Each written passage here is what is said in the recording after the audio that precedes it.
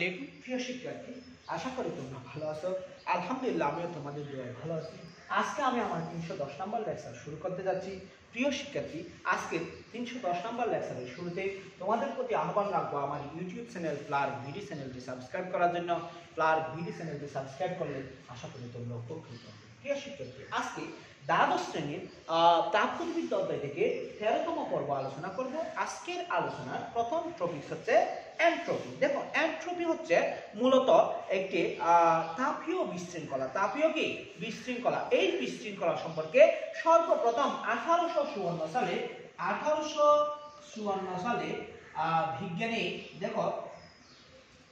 বিজ্ঞানী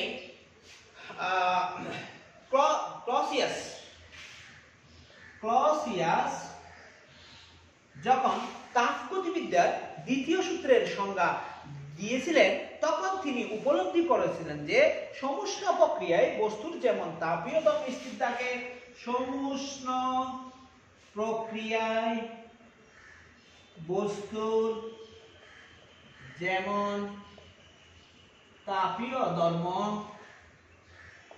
স্থির থাকে, সমুষ্ণ প্রক্রিয়ায় বস্তুর যেমন তাপীয় ধর্ম অপরিবর্তিত থাকে বা স্থির থাকে, তেমনি রুদ্ধতাপ প্রক্রিয়ায়ও বস্তুর কোন একটা কিছু স্থির থাকে।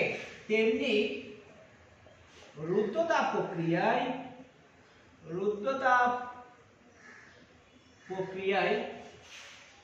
বস্তুর কোন একটা কিছু স্থির থাকে। অর্থাৎ তিনি 1854 সালে বিখ্যাত বিজ্ঞানী ক্লসিয়াস যখন তাপগতিবিদ্যার দ্বিতীয় সূত্রের সংজ্ঞা দিয়েছিলেন বা বিবৃতি করছিলেন, তিনি তখন উপলব্ধি করছিলেন যে সমুষ্ণ প্রক্রিয়ায় বস্তুর যেমন তাপীয় ধর্ম স্থির থাকে, তেমনি রুদ্ধতাপ প্রক্রিয়ায়ও বস্তুর কোন একটা কিছু কি থাকে? অপরিবর্তনীয় থাকে। তিনি এই অপরিবর্তনীয় তিনি এই কোন একটি কিছুর নাম দেন এন্ট্রপি। নাম দেন কি? এন্ট্রপি। অর্থাৎ যে জিনিসটা রুদ্ধতাপ প্রক্রিয়ায় স্থির থাকে, তিনি এই জিনিসটার নামকরণ করে এন্ট্রপি। এর নামকরণ করেন কি? এন্ট্রপি। একে এস দ্বারা প্রকাশ করা হয়। একে কি দ্বারা প্রকাশ করা হয়? এস দ্বারা প্রকাশ করা হয়। এখন দেখো প্রিয় শিক্ষার্থী, অতএব আমরা বলতে পারি রুদ্ধতাপীয় প্রক্রিয়ায় বস্তুর যে তাপীয় ধর্ম অপরিবর্তিত থাকে, রুদ্ধতাপীয় প্রক্রিয়ায় বস্তুর যে তাপীয় ধর্ম স্থির থাকে তাকে এন্ট্রপি বলা হয়। তাকে কি বলা হয়?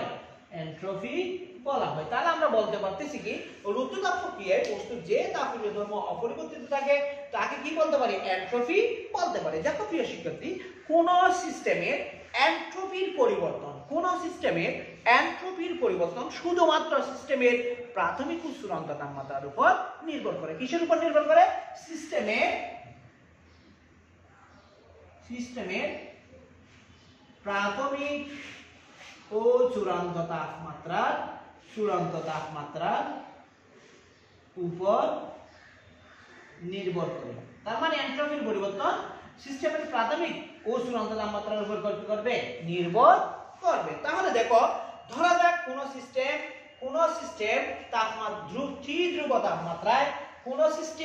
টি ধ্রুব তাপমাত্রায় ডিকিউ পরিমাণ তাপ গ্রহণ বা বর্জন করায় এন্ট্রপির পরিবর্তন হচ্ছে ডিএস। ধরে কোন সিস্টেম টি ধ্রুব তাপমাত্রায় ডিকিউ পরিমাণ তাপ গ্রহণ বা বর্জন করায় এন্ট্রপি মানে তাপীয় বিশৃঙ্খলা, যেটি রুদ্ধতাপীয় প্রক্রিয়া কি থাকে? স্থির থাকে। অর্থাৎ বস্তুর তাপের একটি নির্দিষ্ট অংশ স্থির থাকে, সেটাকে আমরা এন্ট্রপি বলি। যদি এন্ট্রপির পরিবর্তন ডিএস হয়, তাহলে আমরা লিখতে পারি ডিএস সমান ডিকিউ বাই টি। ডিএস সমান কি?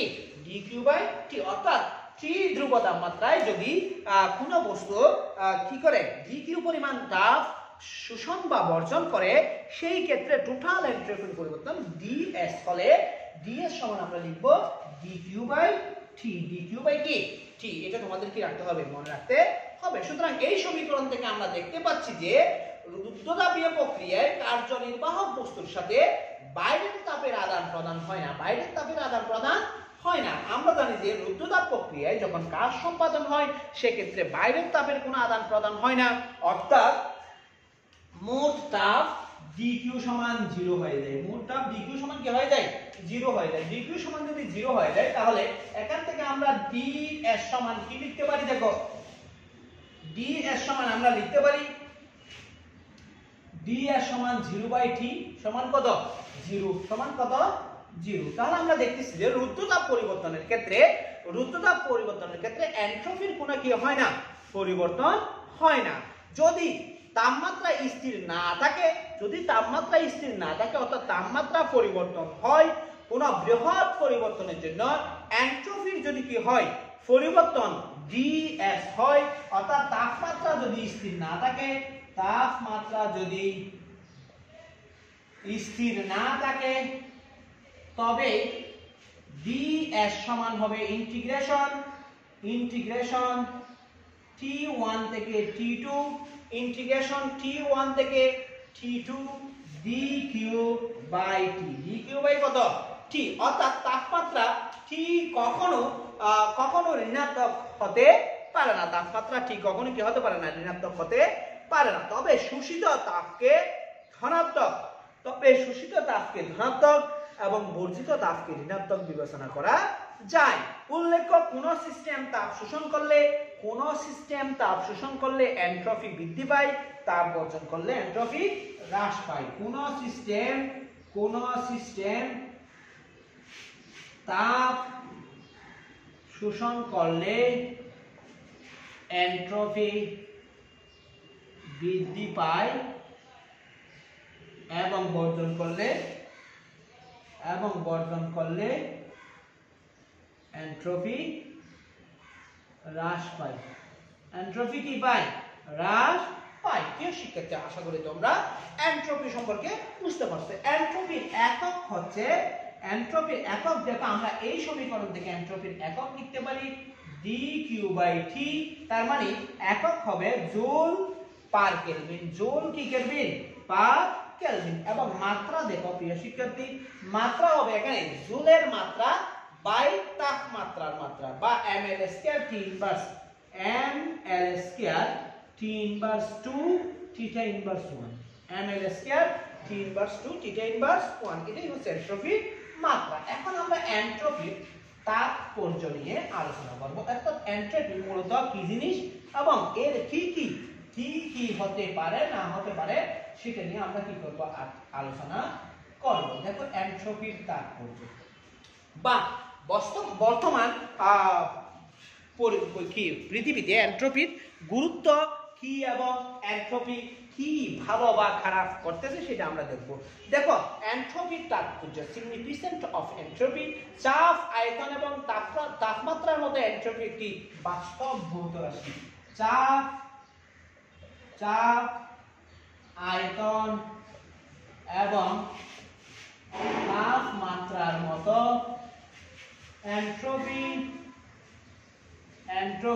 একটি বাস্তব ভৌত রাশি অর্থাৎ চাপ তাপমাত্রা আয়তন যেরকম এন্ট্রপিও ওইরকম একটি রাশি যা কোনো বস্তুর অবস্থা প্রকাশ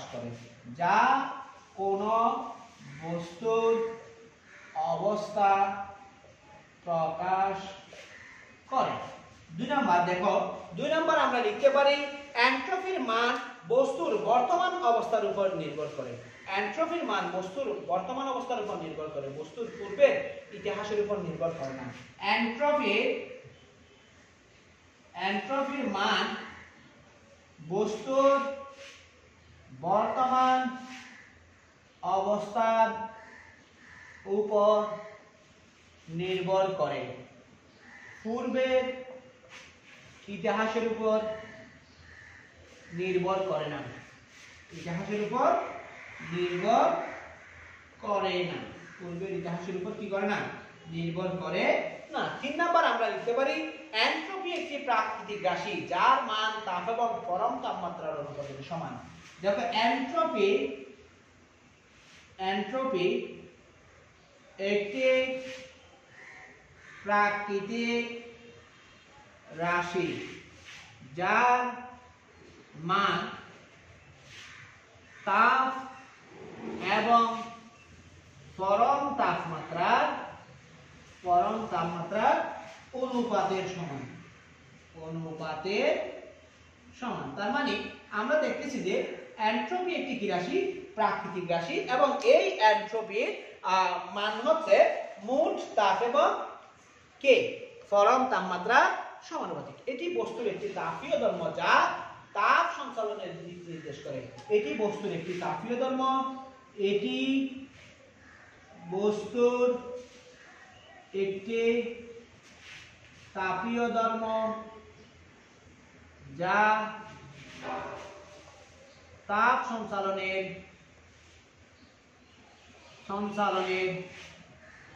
দিক নির্দেশ করে। এটি বস্তুর একটি তাপীয় ধর্ম যা তাপ সঞ্চালনের কি নির্দেশ করে, দিক নির্দেশ করে। আমরা এখন 5 নাম্বার দেখব।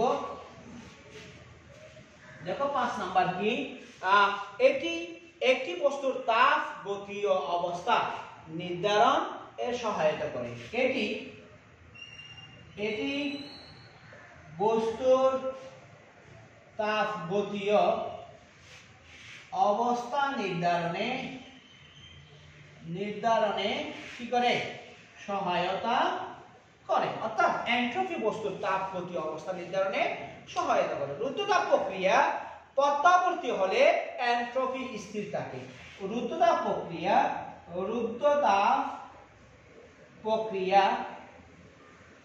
পর্যাবর্তী হলে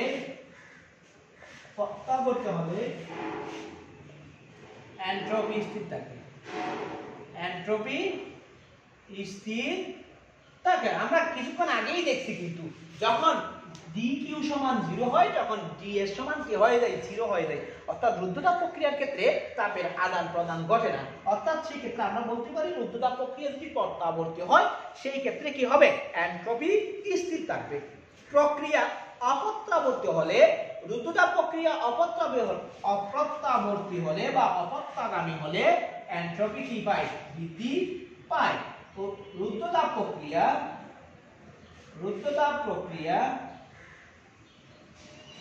অপত্যাগামী হলে এনট্রপি বৃদ্ধি পায়। রুদ্ধতাপ প্রক্রিয়া অপত্যাগামী হলে এনট্রপি কি পায়, বৃদ্ধি পায়। তাপমাত্রা ও চাপের ন্যায় একে অনুভব করা যায় না। তাপমাত্রা ও চাপের ন্যায় একে অনুভব করা যায় না। তাপমাত্রা ও চাপের ন্যায় একে কি করা যায় না, অনুভব করা যায় না। এটি বৃদ্ধি পেলে বস্তুর সুশৃঙ্খল অবস্থা বিশৃঙ্খল অবস্থায় পরিণত হয়। এটি বৃদ্ধি পেলে বস্তুর সুশৃঙ্খল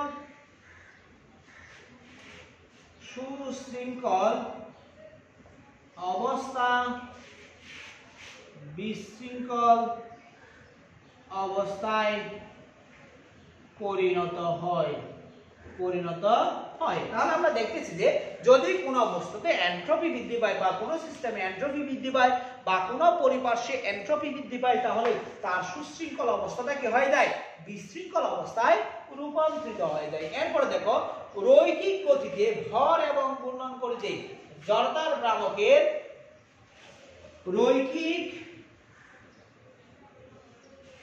গতিতে ভর এবং ঘূর্ণন গতিতে জড়তার ভ্রামক, রৈখিক গতিতে ভর এবং ঘূর্ণন গতিতে জড়তার ভ্রামক যে ভূমিকা জড়তার ভ্রামকের যে ভূমিকা তাপ গতিবিদ্যায়